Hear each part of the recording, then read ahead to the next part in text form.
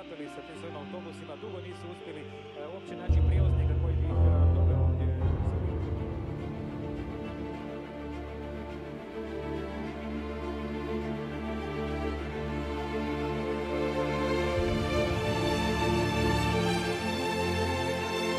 Ovo je naša svetinja.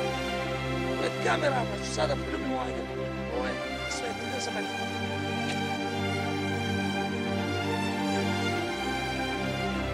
Zanima ih samo budućnost koja je, kako navode, centar njihovog jedinstvenog podgoričkog univerzuma.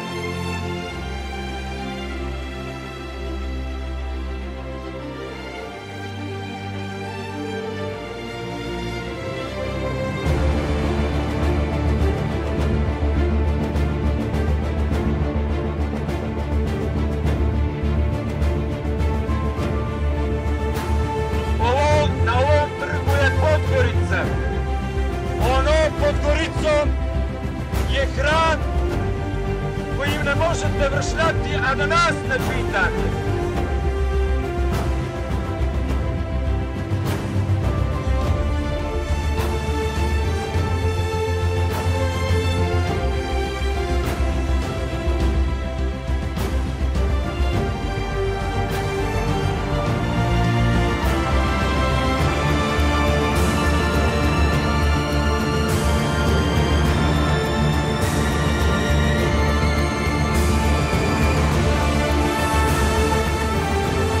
Da je vrijeme ovi seljačići koji su okupirali grad i budućnost da se maknu više.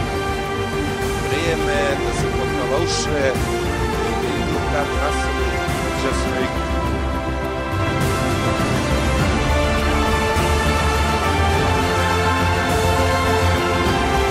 A ovaj skup veličanstveni predvode varvari koji postoje mnogo duže od svih partija u Crnoj Gori.